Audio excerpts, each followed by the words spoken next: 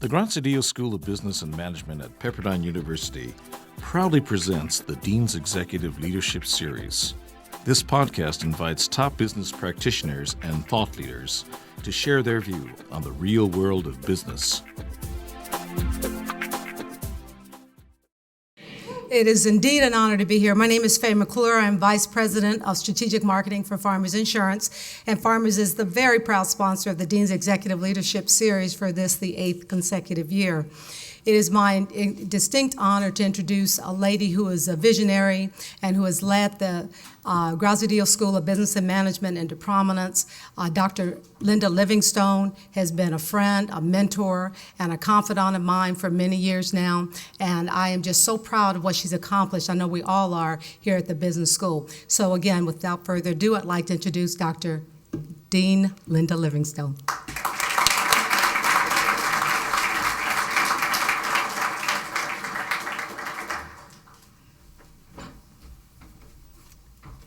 Thank you, Faye. I appreciate that introduction. We also so appreciate Farmers' sponsorship of the Dean's Executive Leadership Series. It's been a wonderful addition to our portfolio of activities within the business school, and we couldn't do it without the support of Faye and Farmers and others. I think we have several other Farmers folks in the room. Raise your hand if you're with Farmers. Fabulous. We're always glad to have you all with us. Thank you.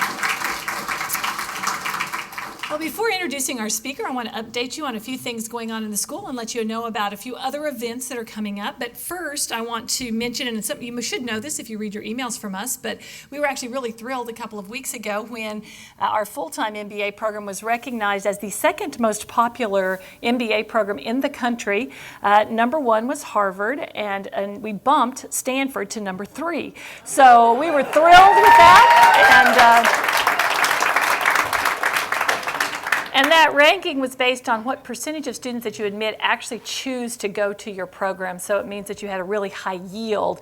And so we think that says a lot about our programs and what we offer and why students choose to come to us. So we hope we maintain that for a while, but when you're in the company of Harvard and Stanford, it's pretty good, and we're pretty proud of that. We're also very proud of our 350 graduates who walked the stage on Saturday at our graduation. And I want everyone that's in the room that graduated on Saturday to stand up, because I know there are actually several of them here.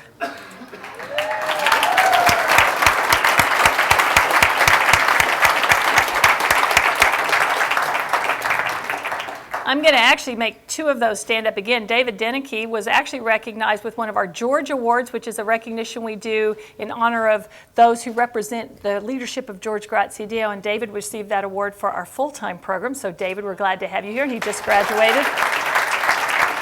And Kevin, I'm going to make Kevin stand up. Kevin Streeter, at each graduation, we actually pick a student speaker to represent the class.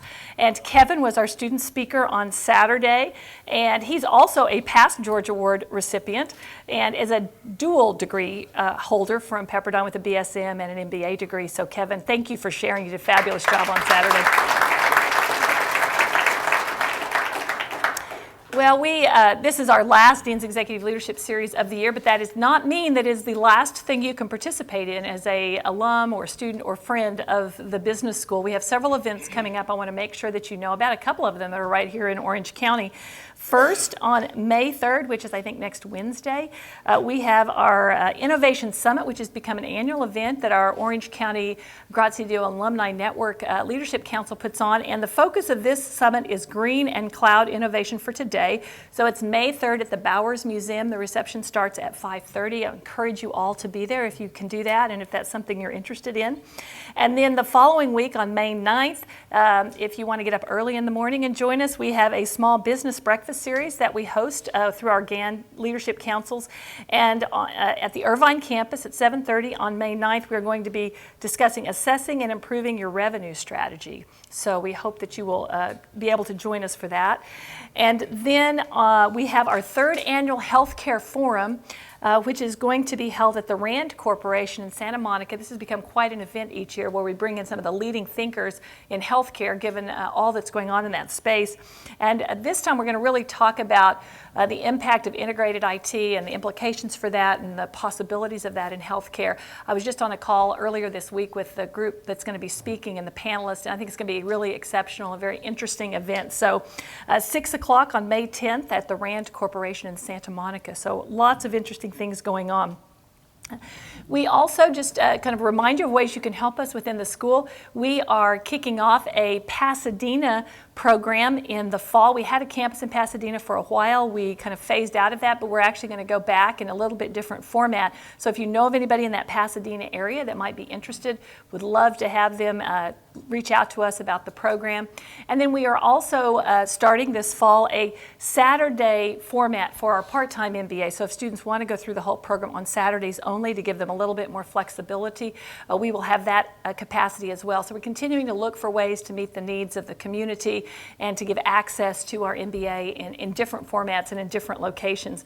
So we hope that you will continue to come to events like this, that you will recommend and refer students to our programs in the business school as well as to programs elsewhere at Pepperdine.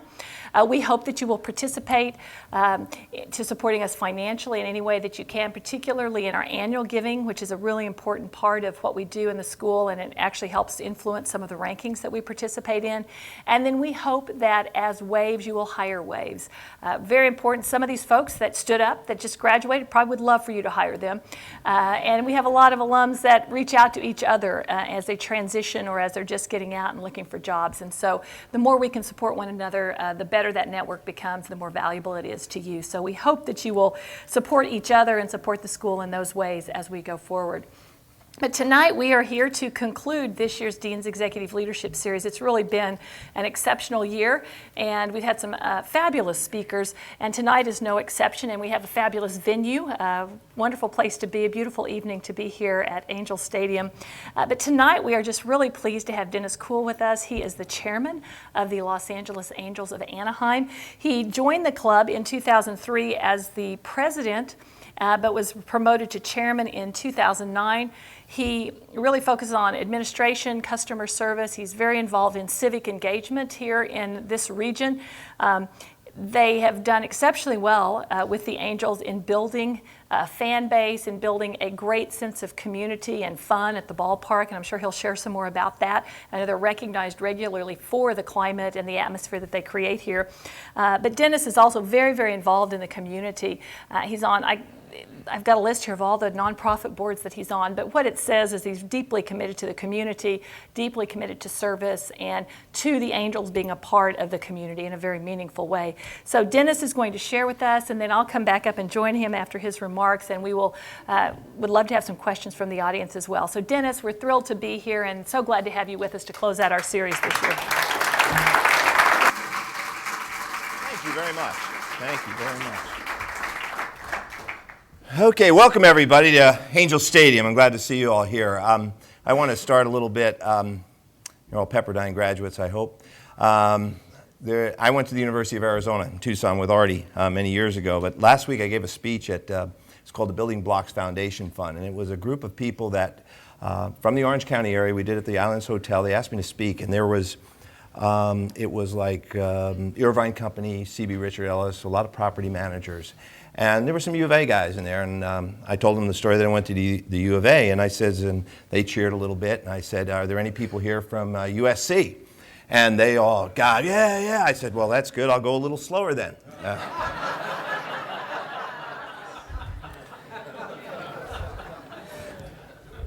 I love telling that story. You have no idea. Mike had come to me at Simpson and asked me if I could get Artie to speak. And corralling my boss is one of the hardest things in the world, to get him to commit to anything. Right now, he's probably, I don't know what time it is in France, but he's there right now. He's on a little trip with his wife, a well-deserved trip. So Mike asked me to step in. But I'm going to talk a little bit about Artie, because when you talk about leadership, that's the guy that, to me, somebody asked me tonight when we were down there at the reception, said, how did you get into this business? It's a real long story, but it's real simple. You become fraternity brothers with the guy that buys the team. But it was an interesting career path, and I've been very fortunate. A lot of times I get to speak to high school kids at graduations, to some scholar programs that we back, and I always tell them, it's not about the destination, it's about the journey. And believe me, I've had the best journey of anyone, and I've ended up at still don't know where my destination is, and I hope I never get to it, because I'm really, really enjoying the journey. Artie and I were fraternity brothers back in many years ago in Tucson, Arizona. People say, it's a great college life. I tell everybody, boy, it's the best 8 years of my life, I tell you. I was in a fraternity house, and Artie had just gotten back from Vietnam, and he had gone to college and then was drafted, went to Vietnam, served, which he's very proud of. And he came back and he's going to finish his education. So we pledged him. Here's a guy that went through Vietnam basic training, and then he goes through Pledgeship and Hell Week. I mean, that was amazing to me. But he was great, and we became very close friends. When we got out, when I graduated, I took a job back in New Jersey, where I was born, at a company called Western Electric. Artie, the following year, graduated and took a job with a company called Eller Outdoor Advertising, and Carl Eller was a graduate too of the U of A. And he called me and said, "Do you ever think about getting in the Billboard business?" I go, "No, not really." He said, "Well, let's think about it. I'd like to see if you're interested." And he'd only been there like 6 months, and there was an opening. And I always wanted to get into sales. I really felt that that's where the money was. I felt the more I sold, the more I'd make, and it was true. But we both started together. And Artie was there, and he went from Phoenix to Tucson to become a manager, and then he went to Kansas City and ran our Kansas City operation. I went to New Haven, Connecticut. He went to New Jersey. I came back to LA. Then Artie went on his own and started his own billboard company. Very small, took a risk, and Artie was good at taking risk, and he was good at knowing when to take a risk. It's one thing I learned from him, and he was not afraid to take a risk. He put everything he owned into this company that he was going to form, and he just had that mindset that he could make it happen. He just had a mindset of, I know what it takes to get it done. After he did that, he called me up, and I was in New York working for the Gannett Company in the outdoor side with all the signs in New York and the subways and the bus shelters, and he came to me and said, "I'd really like you to come work for me and be my national sales manager in New York." I said, "I would like to do that." I wanted to get back. I had done the corporate side, and Gannett I'm very proud to work for that company. They were a great company, and they taught me so much. And it was so nice to take what I'd learned, and then go on Artie's side, on the entrepreneurial side, and to build a business. That was fun. And I worked in New York for a while, and then he bought another company, Turner Outdoor, down in Atlanta, and asked me to go down to Atlanta, which I really enjoyed. Great city, made a lot of friends down there, and still have them today. He then went and bought the Gannett Company, the company that we worked for. And that was a little strange. And we went back to, and then he transferred me to Southern California. And we built the business up. And I'll never forget, when we bought the Gannett Company, I went to him and I said, "How does it feel?" Because he had owned Canada, all of Mexico, and all of the United States. And it was the largest outdoor advertising or out-of-home media company in North America. And I said, "Artie, how does it feel to be the largest?" And he goes, "I don't care about being the largest. I want to be the best." And his motto was service. And that's what he built his company on. And the other quality that Artie has and has had, and we see it every day here, is he's a visionary. That was a real trait that I really never possessed. And I was of a day-to-day type person, and I learned from him how to be a visionary. And he looks 7 years down the road. And when that next year, he adds another year at the end. He right now wants to know what our team is going to look like in 7 years. And he's got charts of, who we have in the minor leagues. And he's on the phone with Jerry DePoto, our general manager, and who are we going to bring up? When are we going to bring them up?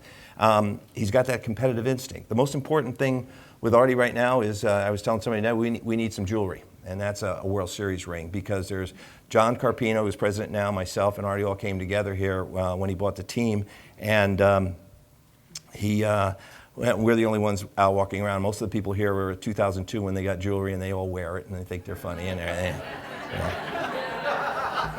But Artie had left the Billboard company and sold it to CBS, or Infinity at the time, Camille Carmazon Group, and took some time off for a while. But I knew he was looking at stuff, and I'll never forget, he called me. I was working in LA, and I had the Western region. I was running the LA market, and he called me, and Arizona was playing Kansas in a regional, NCAA regionals in the March Madness. He said, I got some tickets. You want to come down? I said, yeah, I'd love to. So the traffic was so great that I made it by halftime. And I met him in the hallway there, and the game's ready to go the second half. And he goes, whoa, no, not yet. And he let everybody clear out. And he goes, see that guy over there with the angel hat on? I go, yeah. I said, I really like that new red, and it really looks good. He says, I just bought the team. And I'm just thinking, oh boy, free tickets, here we go. I never forget that he bought it in May, and he called me in November after the season, and he was here meeting with one of the agents, and he called me up and said, you want to come down for a beer? I said, I'd love one. I said, I am a little parched, and sat me down, and he said, listen, I'd like you to become president of the Angels. And I said, okay. And he said, well, I didn't tell you how much I was going to pay you. I said, I really don't care. Yeah.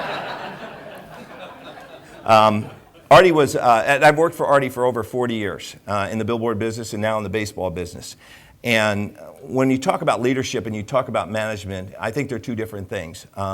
Artie's a leader. And I always judge a leader by his followers and how they recruit people, and his loyalty to myself and John Carpino and so many other people in the organization that have been around so long. It's one of his true qualities. That's what makes him a great leader and a guy that you want to follow and a guy that you want to do things for. I'll never forget, I was in Scottsdale, Phoenix at his house for Thanksgiving. I don't have a family, so between him and Carpino, I think they flip a coin and go, no, you take him. No, you take him. You take him. But I've been very close to his family. I've seen his kids grow up. It's Uncle Dennis, and we really have a great relationship.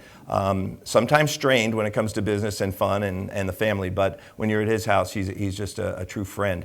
But we were playing golf, and we were coming back, and Jerry DiPoto was just making a trade to get Chris Iannetta, the new catcher that we have. And we were going to trade two young arms, two kids that we were going to get for him.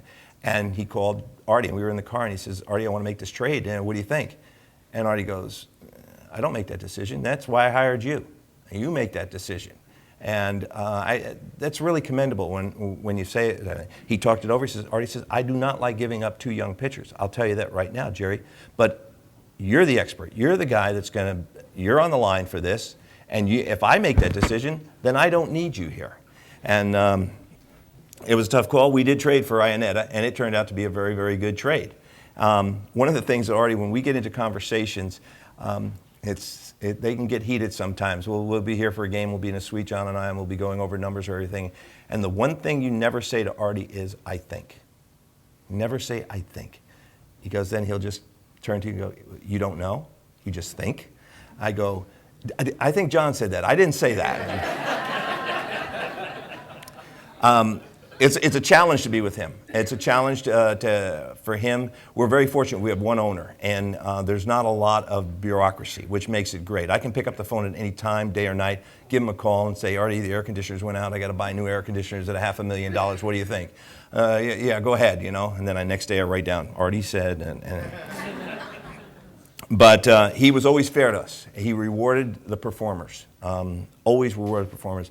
I was telling somebody when I was in the Billboard business, most of the salespeople made more money than I did, even more money than our sales manager. But we didn't care. If you sold, you were rewarded, and you were rewarded good. And we expected you to sell. If you didn't sell, you didn't eat. And it was simple as that.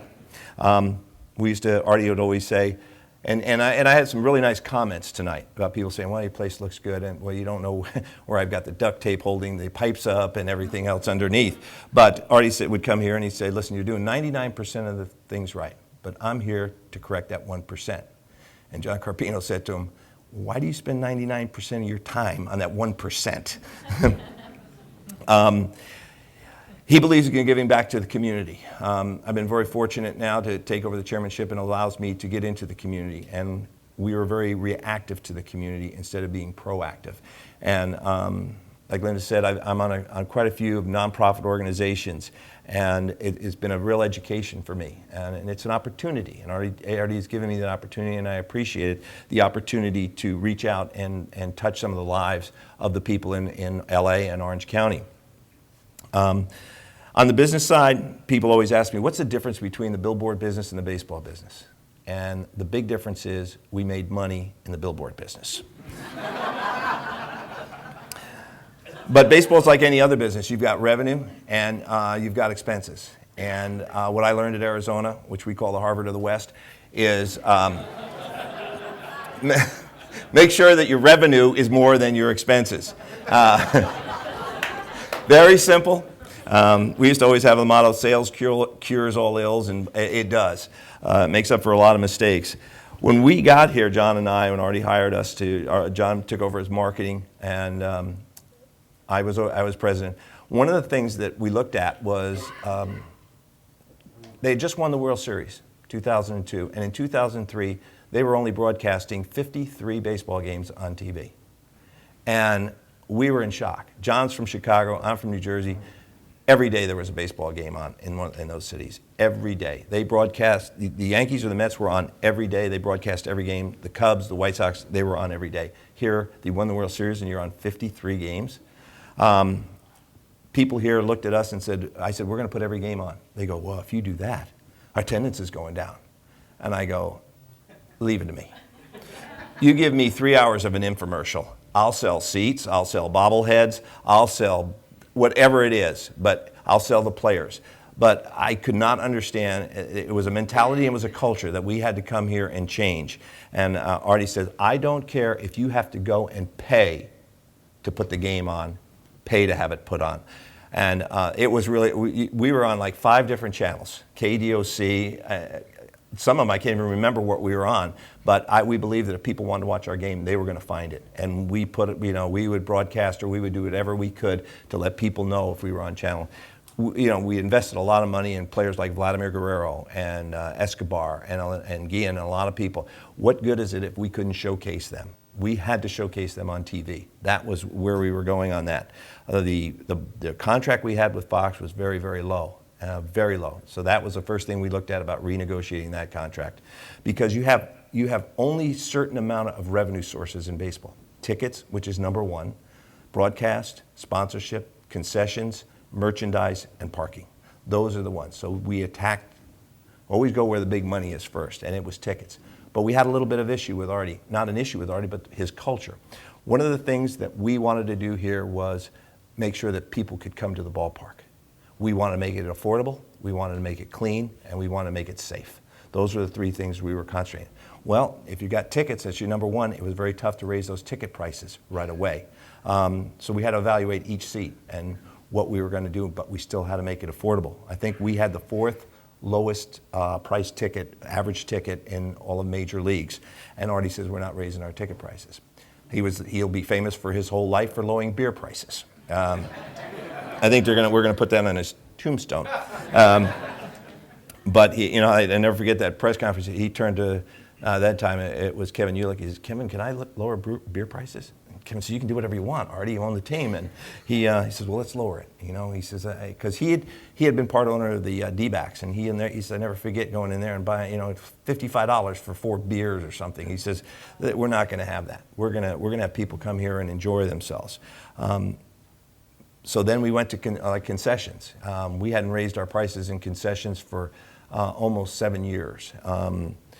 Parking, we were at $8. We finally raised it to $10. Again, we still think it's an affordable to come to a ball game where someone can come with their kids and enjoy themselves. Baseball is different than any other sport. You'll see more kids at a baseball game than you will at a football game or a basketball game or a hockey game. You don't see the kids at those games. Tickets are high. There's so much going on. Here we let the kids run wherever they want, and they feel safe. We found out that the mother makes a decision about what the family is going to do. I know it's not a shock to some of you.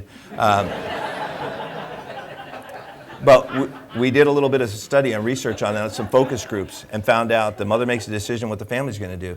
And we wanted to make sure that the mother wanted to come someplace where their kids were safe and it was clean. And we, instead of taking ads out in some of the Orange County Register, LA Times, we started hitting some of the local papers, which we found out a lot of the housewives and the mothers read a lot, and we would offer discounts to come here. We felt, get kids in here, get the fan experience, let them see what it's like to be here, and be able to afford it. We got here, and again, we don't make a lot of money on our concessions. We make some, and we do fine, but that's not a big money maker. Merchandise is not a big money maker. When Artie got here, he went in the team store, and he said there were the on-field hats, the actual hats the players wear. They had hundreds and thousands of them in the store, and they're $35 a piece. And Artie goes, what does a father do when he comes here and he's got 2 sons? How does he afford to buy his kids a hat, or each kid a hat? It's $70. So we went out and found a manufacturer who would make the hats very, very cheap, and we're selling replica hats for $6. So they can go home with something. And Artie, and that's what you talk about when you talk about a leader and a visionary. To see that and to see what he wanted to do is we went after the kids. We felt that they were going to be our future fans. One of the things we found out is that, and one of the things that is going back to Chicago and New York, wherever I went when I was back there in Jersey, there was a game on. And when I go to a local pub here once in a blue moon, I'll go in there and the game isn't on if we have an away game. And I always have to ask the bartender, could you please turn on the game? Oh, the Angels are playing. That would never happen back east. And we've got to get to a point where that's the most important thing in the world, is that baseball game that night. And it's going to take a long time. The tradition that the Yankees have, or the tradition that the Cardinals are one of the most traditional teams I've ever been around. And we take things from what they do. I was at Yankee Stadium last night. You talk about pricing. I was at Yankee Stadium for their opening day, and I went down. They took care of us very nicely. They're a great organization. And they gave me seats behind the first base there in their Legends Club. And I got there, and the lady I was with, she said, I'll have a little Bloody Mary. It had to be about this big, and I'll have a Coors light beer and draft beer. And I pull out a 20. The guy goes, it's 25, please.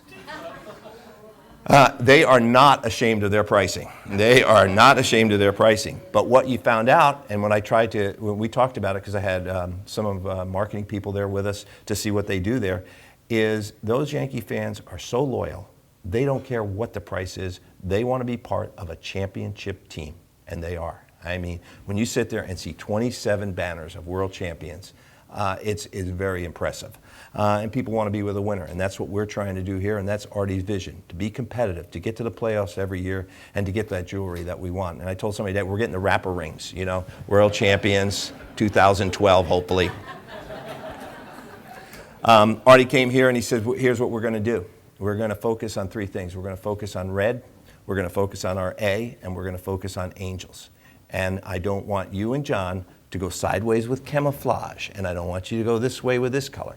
It's red. Do you guys understand? Yes, Artie, we understand.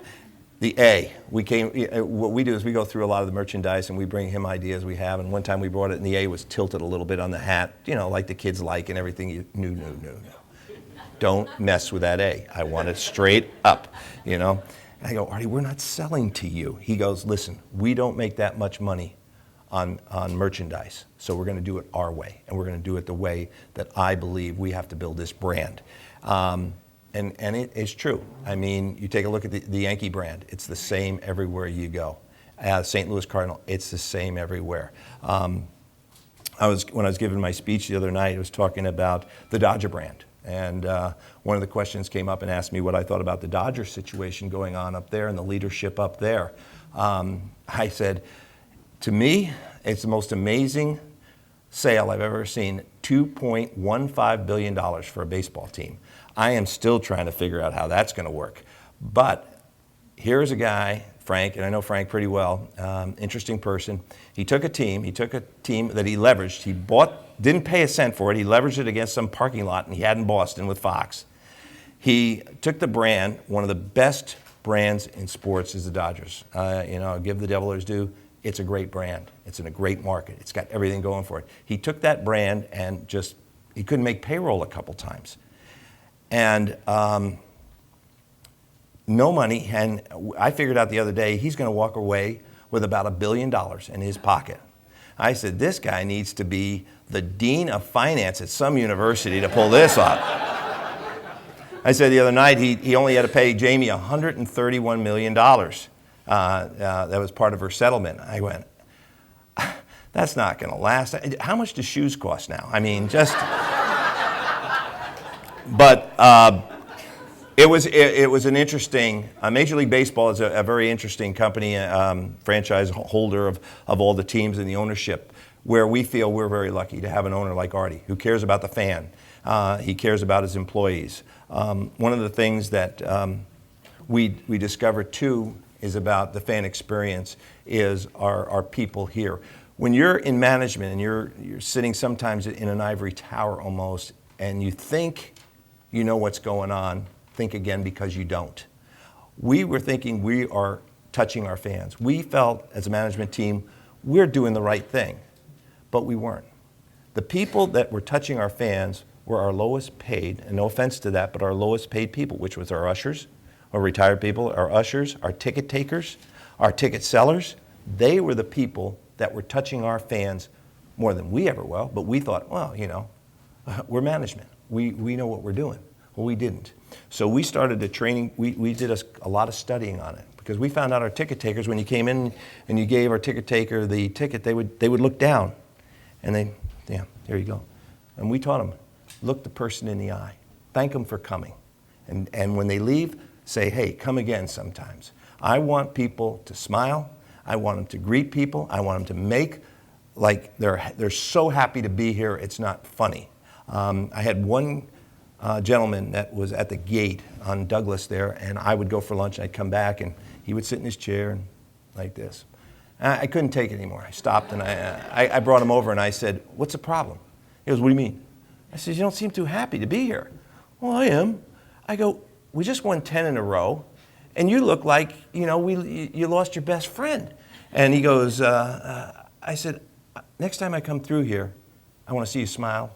I want to see you happy. Wave. Do something, you know, but be excited about being there. I told him, I get excited when my laundry comes back. I mean, look, you know, you want to build it, but and it's building that culture, and that's what we did here. We were very fortunate that people bought into our culture, and they bought into Artie's vision of what we want to be, and that's the fan experience. We want to be the best fan experience. We're very fortunate to be voted every year #1 in fan experience in baseball, and one year we're voted best in sports ever, of all the sports. And we're very proud of that, but it doesn't come easy.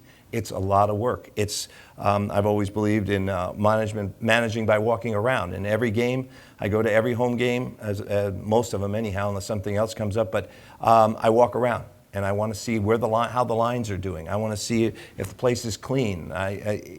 You got to care about your business. You really, really do. I mean, the last thing I need is for Artie to be walking around and seeing something on the ground. He got me one day because he saw a cigarette butt in the parking lot.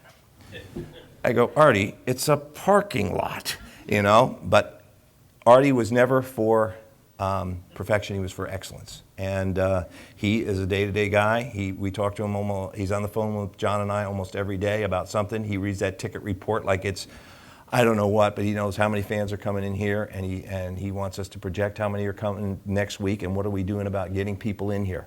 He's been, I wished he was here. He could really tell you a lot more than I can about his philosophy, because sometimes I try not to know too much about his philosophy. But he's been a real leader, and we talked about, I was talking this evening at the reception about the difference between a leader and what makes a great leader. And I always, like I said before, it's about who follows that leader. Makes a good person. What makes it? Is it the DNA when they're growing up? Some people are good leaders and not good managers. We always had a problem in our sales business of a guy was a great salesman, but boy, was he a terrible manager. So we take him right out of that and set him back on the streets. We always believed we were all salespeople. We have a different sort of organizational chart here. We're very horizontal and not top down. And what I mean by that is any one of us can go to anyone in the company, ask a question, have a meeting or anything. There's no check with me or check with that. John Carpino and I trust each other. We've worked together for years in the Billboard business, and we're going on our 9th year together here. And when you have that trust and you really believe in somebody, and they've got your back and you've got their back, the working environment is so much better, and you get so many more things done. John's a great leader of his people. I try to think that I can lead some of these people sometimes, but you know, somebody said to me, how do you motivate people? I said, easy, I get rid of the people that aren't motivated. You have to continue, our philosophy is you have to continue to get that culture across, and it's communicating that culture. It's not just shoving it down someone's throat. I remember John and I, when we took over the outdoor company in in Los Angeles, which was one of the largest in the United States. We told our people, some of you will not be able to work for us. There's nothing against you. You just won't be able to, what we call, run with us. You won't be able to keep up the pace that we keep up. There's nothing wrong with that. There's nothing wrong with that. But if you do stay with us, you will have a very good career and you will make a lot of money. But there's some people just couldn't adapt to what we believed in. We were a very, very intense, very high motivated sales culture. And we brought some of that down here too. I always tell people we're all salespeople. When you're out at a dinner party and people find out you're from the Angels, they're always asking you questions. You need to sell. You always be positive. Always be upbeat. And it helps when you win, which we lost tonight 5-0. So I'm not very happy about that. I'll have to stop for a drink on the way home to get better. But I am probably one of the most fortunate people in the world to be associated with a baseball team. I never dreamt that I would be. People always ask me about my baseball background. I said, well, I played Little League. Up until a couple of months ago, I was still playing some senior league baseball, and the 30-year-olds were starting to get to me a little bit. But it's been a very, the things that I've learned about the organization, about baseball, it's just been a great experience. And it was, like I said, the journey outweighs the destination, because I don't know what the destination is. And like I said, I hope I don't get to that destination. I want to enjoy the journey more and more. So, Linda, we're going to have a few questions and moths, and and then we'll have some question and answers. And like I said, make them true or false, multiple choice. That would always help me out. Thank you very much.